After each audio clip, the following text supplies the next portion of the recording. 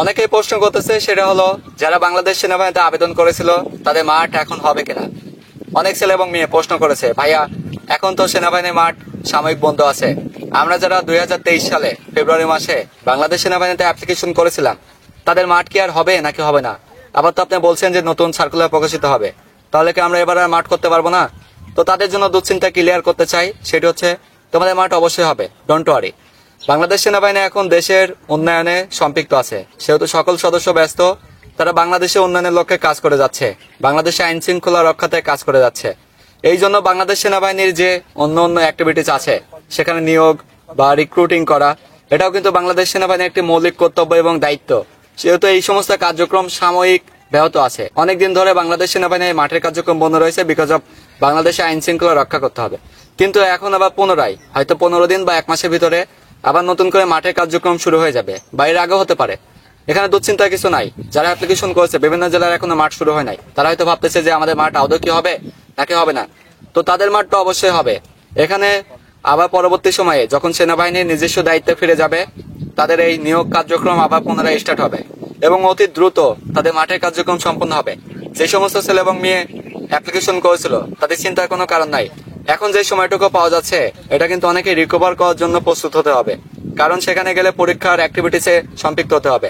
সেখানে physical fitness test, medical পরীক্ষা, written পরীক্ষা এবং ভাইভা পরীক্ষা সমস্ত কিছুতে উত্তীর্ণ হতে হবে। সেহেতু এই সময়টাকে কাজে লাগাতে হবে।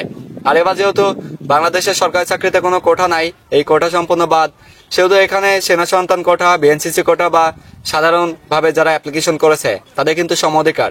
সেহেতু সাধারণ থেকে চাকরি হওয়ার সম্ভাবনা কিন্তু খুব সহজ হয়ে গেছে। সো এই সময়টা কাজে লাগাতে হবে। আমি জানি এখানে অধিকাংশ ছেলে মেয়ে তারা মধ্যবিত্ত অথবা গরিব ফ্যামিলির, তারা সৈনিক পদে অ্যাপ্লিকেশন করেছে, তাদের স্বপ্ন পূরণ হওয়ার এখন কিন্তু একদম সহজ সময়। সেহেতু সেনাবাহিনীতে আর্থিক লেনদেন ও ঘুষ প্রদানের মাধ্যমে যোগদান করার কোনো সুযোগ নাই। এরকম কাজে থেকে আপনারা বিরত থাকুন।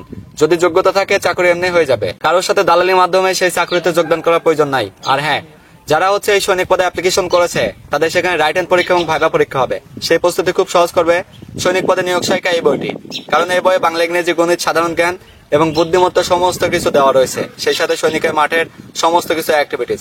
সো যারা হচ্ছে সৈনিকের মাঠে যাবে এখন থেকে অধ্যয়ন করতে হবে। আর এই বইটি সংগ্রহ করতে ভিজিট করুন প্রিজম প্রকাশনীর official Facebook page Prism Prokashoni, অথবা স্ক্রিনে দেওয়া নাম্বারে সরাসরি কাস্টমার সাপোর্টের সাথে যোগাযোগ করে।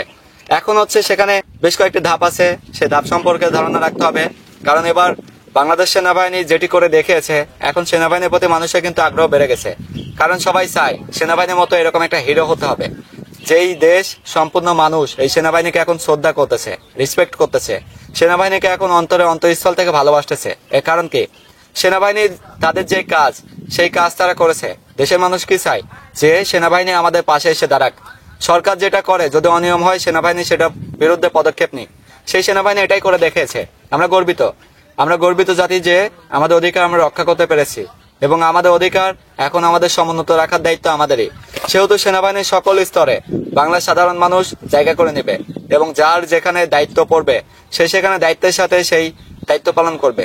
কোনো দুর্নীতি নয়, কোনো ঘুষ নয়, কোনো অনৈতিক কাজকর্ম নয়, শুধুমাত্র নৈতিকতার সাথে এই বাংলাদেশের দায়িত্ব পালন করতে হবে। নতুন যারা যোগদান করবে তাদের অবশ্যই এই দায়িত্ব মাথায় রাখতে হবে, যেন আমি বাংলাদেশ সেনাবাহিনীতে যে কোনো স্থানে যোগদান করলে আমার স্থান থেকে আমি সঠিকভাবে আমার কর্তব্য পালন করব, বাংলাদেশের সংবিধান অনুসারে দেশের সকল আইন আমি মেনে চলবো।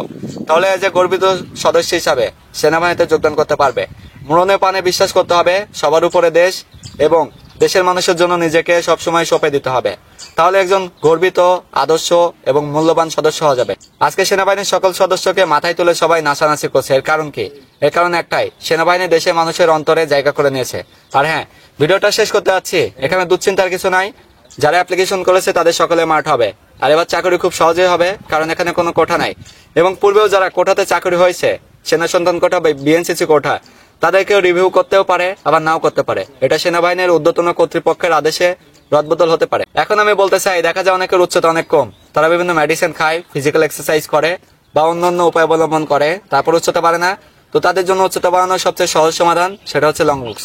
লং লুকস নামে এটি ইন্টারনেট একটি ক্যাপসুল, এর কোনো পার্শ্ব প্রতিক্রিয়া নেই। যদি ছেলে এবং মেয়ে উভয় এটি 2 মাস সেবন করে তাহলে 2 ইঞ্চি মতো উচ্চতা বৃদ্ধি পাবে, এটা প্রমাণিত। আর এই পণ্যটি ইন্টারন্যাশনাল ভেরিফাইড। সারা দেশের যে কোনো প্রান্ত থেকে এটি সংগ্রহ করতে ভিজিট করুন আমাদের ফেসবুক পেজ ডিফেন্স 24 বিডি, অথবা স্ক্রিনে দেওয়া নাম্বারে সরাসরি যোগাযোগ করে।